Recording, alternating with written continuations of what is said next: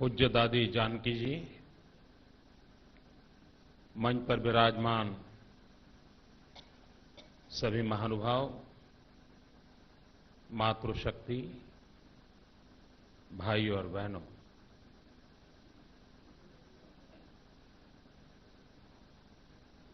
मैं तो राजनीतिक क्षेत्र का इंसान हूं और राजनीति में सत्ता को ही शक्ति माना गया है और इसलिए शक्ति अर्जित करने के लिए वहां सत्ता हथियाने के ही निरंतर प्रयास होते हैं।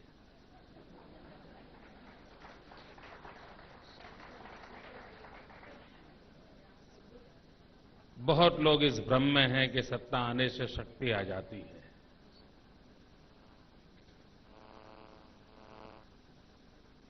और उस भ्रम के कारण ही संकट पैदा होते हैं।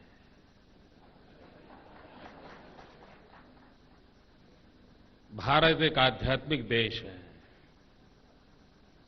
भारत की शक्ति अध्यात्म है। भारत की पहचान आध्यात्म है और मानव जात का कल्याण भी आध्यात्म है। यह देश अपने लिए निर्मित नहीं हुआ है। यह देश का जन्म, उदय मानव कल्याण के लिए हुआ है। पूरी मानव जात को रास्ता दिखाने का काम इस धरती ने किया है।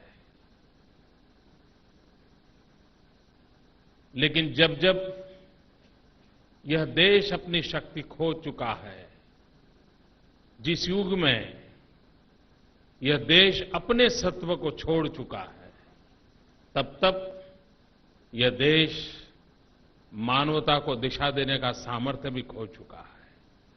और जब यह देश मानवता को रास्ता दिखाने का सामर्थ्य खो चुका है, मानवता भी भटक चुकी है।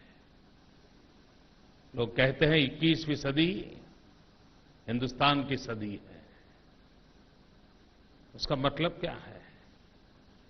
क्या यह राष्ट्र साम्राज्यवादी बन जाएगा क्या? बम, बंदूक और पिस्तौल लेकर के दुनिया में छा जाएंगे क्या? नहीं। 21वीं सदी हिंदुस्तान के मतलब ज्ञानोदय की सदी, मतलब विश्व के कोने कोने में वो ज्ञान का प्रकाश पहुंचेगा जो सच्चे अर्थ में मानवता के रास्ते की ओर ले जाएगा। और हमारे देश की विशेषता रही है, भारत गुलामी के कालखंड से गुजर रहा था। देश को आजादी मिली, लेकिन आजादी के आंदोलन की पार्श्वभूमि को अगर हम अध्ययन करेंगे तो ये ध्यान में आता है कि भारत की आध्यात्मिक शक्ति का एक उदय काल हुआ। भक्ति मार्ग का आंदोलन चला। हिंदुस्तान के कोने कोने में पूरी 19वीं शताब्दी संतों के पराक्रमों से भरी हुई है। हर कोने में कोई न कोई संत हुआ जिसने सामाजिक चेतना का एक बड़ा अभियान चलाया।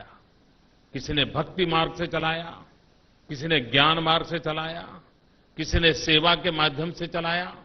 लेकिन पूरी 19वीं शताब्दी एक ऐसी पीठिका तैयार की, संतों ने इस प्रकार का प्रयास किया, भक्तों ने इस प्रकार का प्रयास किया कि जिसके कारण देश के आजादी के आंदोलन को एक आध्यात्मिक शक्ति मिली।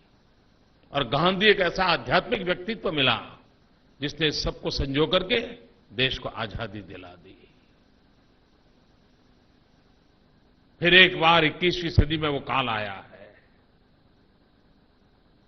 पूरे विश्व की मानव जात को अनेक बंधनों से मुक्ति दिलाने का काम इसी धरती से होने वाला है। और मैं कोई आध्यात्मिक व्यक्ति के रूप में नहीं बोल रहा हूं, मैं एक सामाजिक कार्यकर्ता के रूप में बोल रहा हूं। जो जो संकटों से विश्व गुजर रहा है, उन सारे संकटों को मुक्ति दिलाने का अगर रास्ता कहीं से मिलेगा, इसी धरती से मिलेगा। और जैसा आंदोलन 19वीं शताब्दी में चल रहा था, आज 21वीं शताब्दी की ओर देखें, चारों तरफ आध्यात्मिक आंदोलन शुरू हुआ है। कहीं ब्रह्मा कुमारी के माध्यम से चलता होगा, कहीं गायत्री परिवार के माध्यम से चलता होगा, कहीं साईं बाबा के द्वारा चलता होगा, कहीं स्वाध्याय परिवार के माध्यम से चलता होगा, कहीं हरे कृष्ण हरे राम मूवमेंट के द्वारा चलता होगा। पूरे हिंदुस्तान के हर कोने में देखिए, और एक सामूहिक शक्ति के उदय का प्रयास हो रहा है। पूरी आध्यात्मिक शक्तियों को जोड़ने का प्रयास हो रहा है। ये एक ऐसी पीठिका तैयार हो रही है जो 21वीं सदी के मानव जाति के कल्याण के काम आने वाली है। और हमारी सबसे बड़ी जो शक्ति है, वो पाने में नहीं है, देने में रही है।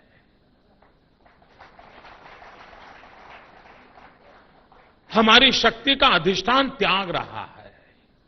ये एक देश ऐसा है दुनिया में राजा की परिभाषा करते हुए अलग अलग बातें कही गई होगी, यही देश ऐसा है जिसने राजा के संबंध में अलग विचार रखे। शायद विश्व में ऐसा विचार कहीं नहीं मिलेगा। यहां पर कहा गया राजा के लिए, न कामये राज्यम न मोक्षम न पुनर्भवम, कामये दुक्तप्ता नाम प्राणी नाम आर्तिनाशनम। यानी राजा कैसा हो, न कामये राज्यम न मोक्षम न पुनर्भवम, कामये दुक्तप्ता नाम प्राणी नाम आर्तिनाशनम। न मुझे राज्य की कामना है, न मुझे मोक्ष की कामना है, न मुझे पुनर्जन्म की कामना है। अगर कामना है तो गरीब के आंख के आंसू पहुंचने की कामना है। ये परिभाषा हमारे यहां कही गई।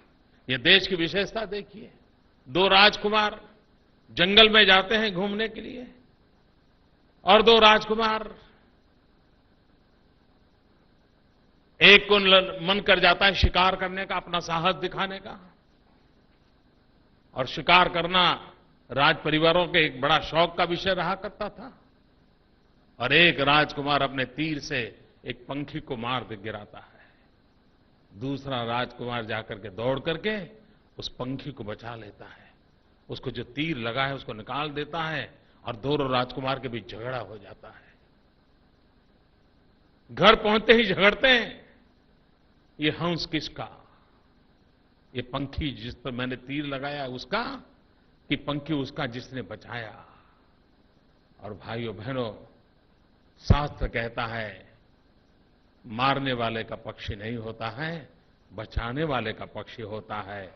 मारने वाला कहीं खो जाता है, बचाने वाला बुद्ध बन जाता है, बचाने वाला बुद्ध बन जाता है।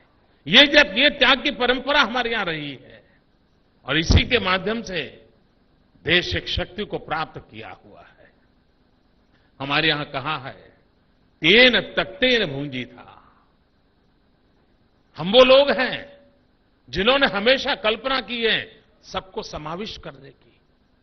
हम इंक्लूसिव टेम्परामेंट के लोग हैं, एक्सक्लूसिव हमारे ब्लड में नहीं है। और तभी तो हमारे मुंह से सहज निकलता है वसुधैव कुटुंबकम, पूरा विश्व एक परिवार है। इतना ही नहीं मित्रों, आज पूरा विश्व ग्लोबल वार्मिंग के संकट से गुजर रहा है। चिंता सता रही है कि ग्लोबल वार्मिंग के कारण पूरी जीव सृष्टि का क्या होगा, मानव सृष्टि का क्या होगा। सबके सब लोग संकट में गिरे हैं और लोग रास्ता खोज रहे हैं, इस सारे संकट से कैसे बचा जाए। हमारे पूर्वजों ने हमें रास्ता तब दिखाया था जब प्राकृतिक संसाधनों की कमी नहीं थी, प्राकृतिक संसाधनों की विपुलता थी, जो मर्जी पड़े उतना उपयोग कर सके ऐसी सुविधा थी, कोई पूछने वाला नहीं था। और तब भी हमारे पूर्वजों ने रोक लगाई थी कि भाई ये प्राकृतिक संपदा के तुम तो ट्रस्टी हो, निजी उपयोग से अधिक तुम उपयोग नहीं कर सकते। ये त्याग की परिभाषा हमारे यहां कहा गया था, हमारे यहां कहा गया था। मिल्किंग ऑफ नेचर की बात कही गई थी, एक्सप्लॉइटेशन ऑफ नेचर का हमारे यहां विरोध किया गया था। हमें अधिकार नहीं था कि मुझे जो चाहे मर्जी में उठा लो। पश्चिम की दुनिया ने वो विचार लाया और परिणाम क्या हुआ, पूरी मानव जात संकट के घेरे में आकर के खड़ी हो गई। उसको कौन बचाएगा? इसी देश की संस्कृति बचाएगी। और हम वो लोग हैं जिन्होंने पूरे ब्रह्मांड को अपना परिवार माना है।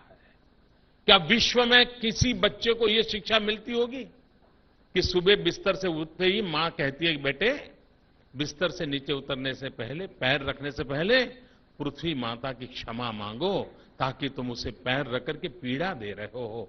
पृथ्वी को मां बताना, ये क्या किसी ने दुनिया में पाया होगा? इस धरती के हमारे पूर्वजों ने दिया था।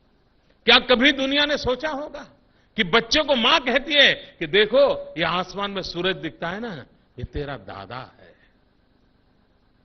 और आसमान में जो चांद दिखता है ना, ये तेरा मामा है। पूरे ब्रह्मांड को परिवार के रूप में बताना, ये बचपन से शिक्षा दीक्षा इसी धरती पर होती है। और जहां पर पूरे ब्रह्मांड को परिवार मानते हो, वो ब्रह्मांड को शोषित कैसे कर सकता है? ये परंपरा इस देश की रही है। लेकिन कालक्रम से गुलामी के मानस के कारण हमने अपना ही बुरा मान लिया। हमने कहा हमारा सब निकम्मा है, हमारी परंपराएं तो सिर्फ किचन से जुड़ी हुई हैं। एकादशी को क्या खाना और अमावस्या को क्या खाना, इसी के अंदर हम घिरे हुए हैं। सत्य नहीं है, हम अपने सामर्थ्य को भूल गए हैं। और इसी शक्ति को अगर हम अर्जित करें तो मेरे भीतर की ऊर्जा भी अपने आप तैयार हो जाएगी, और मेरी भीतर की ऊर्जा हमें रास्ता दिखा देगी। यही तो हमारा सारा क्रम रहा है। रामायण देखें, महाभारत देखें, आप गीता की चर्चा लोग करते हैं। अभी दादी जी भी गीता का उल्लेख किया। लोग कभी किसी ने सोचा है कि युद्ध की भूमि में जहां संहार लीला चल रही है, वहां पर किसी ग्रंथ का निर्माण हो? शायद विश्व में अजोड़ घटना है कि युद्ध के मैदान में कही गई बात गीता में है, और गीता में युद्ध की बात कहीं नहीं है।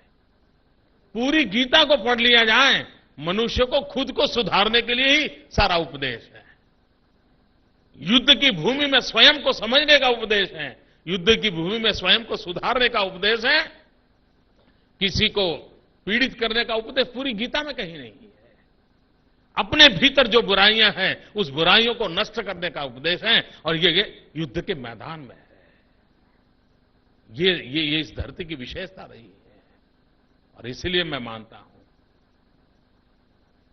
कि शक्ति की साधना